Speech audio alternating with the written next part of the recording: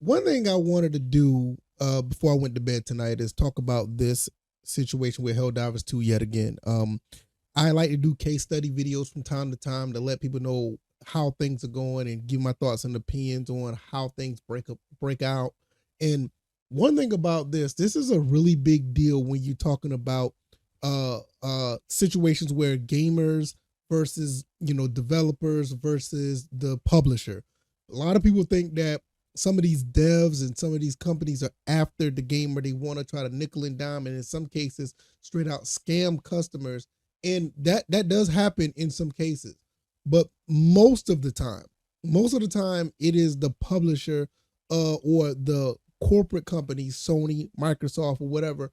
They got their hands in a lot of stuff. Now, we've heard some stories about some indie developers lately, but most of the time, these decisions that happen with certain games, it comes from the actual big wig companies. Like I said, Sony, Microsoft, Nintendo, or whatever the case may be.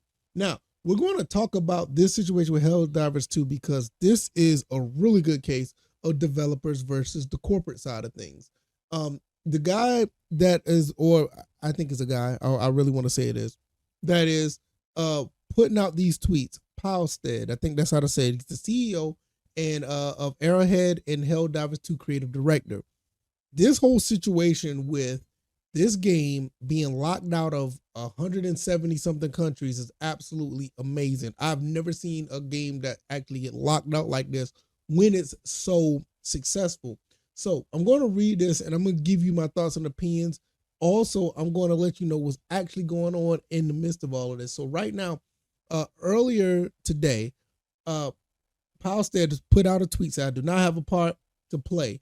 I do have a part to play. I'm not blameless in all this. It was my decision to disable the account linking at launch so players could play the game. I did not ensure players were aware of the requirement, and we did not talk about it enough. We knew about it 6 months before launch that it will be mandatory. Now, with that being said, I totally understand why people will be upset at this, because this right here is a bad look on his end. Now, what he wanted to do is disable this so everybody can play, because on PC, a lot of people don't have PSN accounts or whatever the case may be, and some countries don't do PSN as well. As far as I know, there's 177 countries that play games that do not have PSN accounts. The only way you'll get a PSN account is either, I think, you have to buy a PS5 or you're just SOL in general. So the person said, wait, you know about this for 6 months and tried to sell it to non-PSN countries? Well, this is the thing. They do not handle selling of the game. So with that being said, they knew that this was a requirement, but they don't handle selling the game. This is where corporate steps in. Corporate steps in, and Sony says, look, you guys develop the game, you put the game available, make the game available for us to sell, and we'll sell it on our platform. Once they sell it on the platform, they can do whatever they want to. I'm pretty sure that there's a mandatory for online, but it wasn't going to be I don't think that he knew it was going to be an issue of this magnitude. So I kind of understand, but nevertheless, it is a bad look. I'm not going to sit here and lie.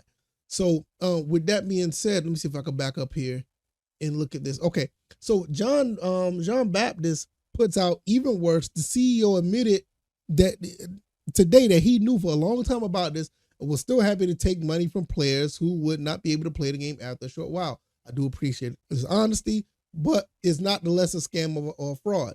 So now he's going to go back and reiterate what he said, or pretty much clarify.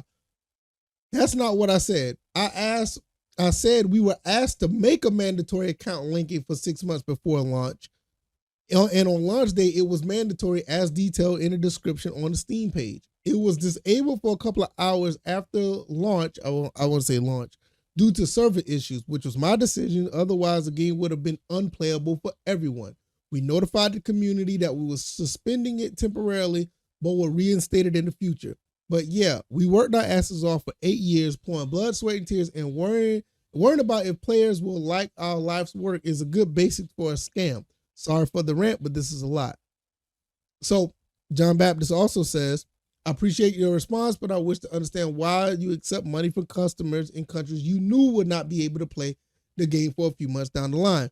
These sales should have been restricted from the start. Please refund these players. That's my issue. And he finally says, hey, we do not handle the selling of the game. We develop and support it. When it comes, this is the real issue right here, in my opinion, when it comes to developers versus corporate.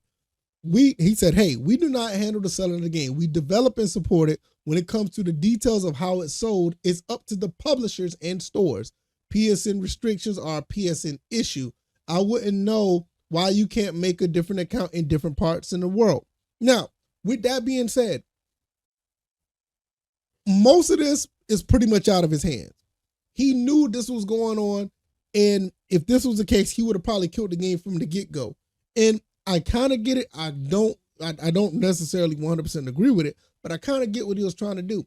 He basically said, like, if you go back up here, that they were asked to make an account, but if they did, it would mess up the servers and it would have made the game unplayable. So they suspended it. But at the same time, this wasn't going to be I'm pretty sure he didn't think it was going to be an issue where it jumped off to this magnitude. Now, going back to Sony need to fix this.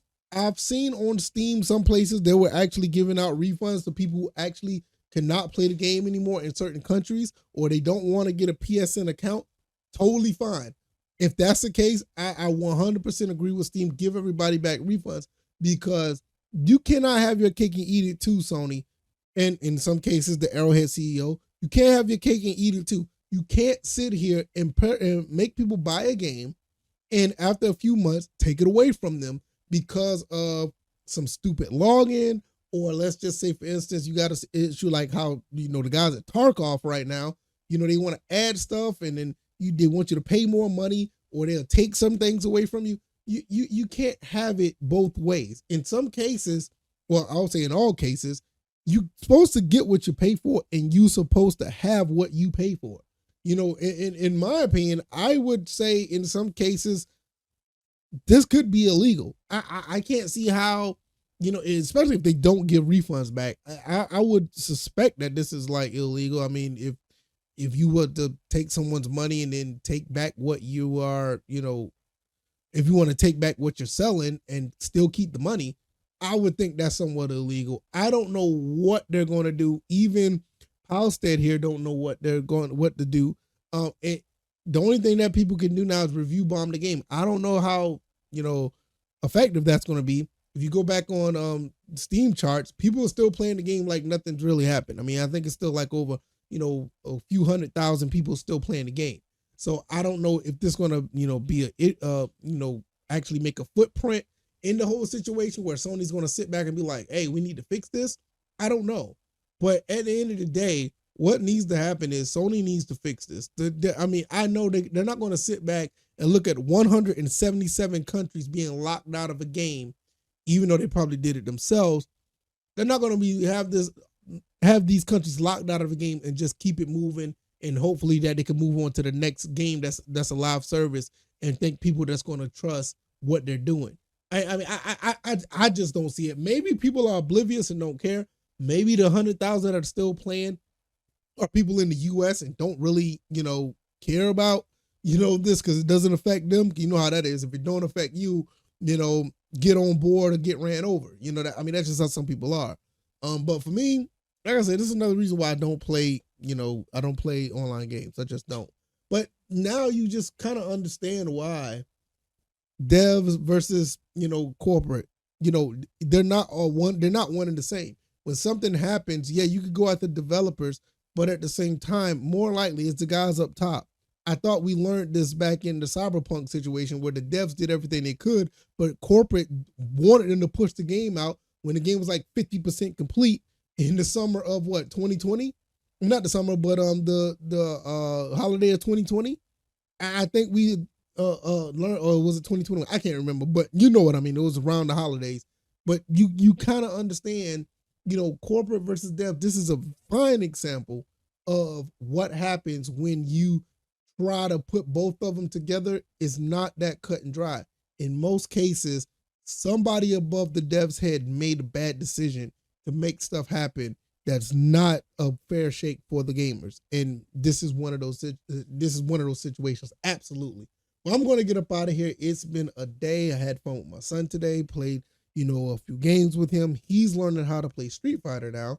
So that's fun. He really likes Akuma.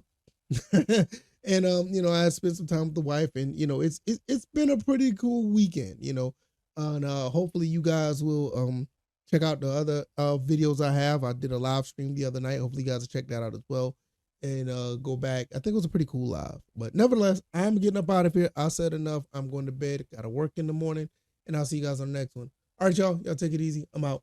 Peace.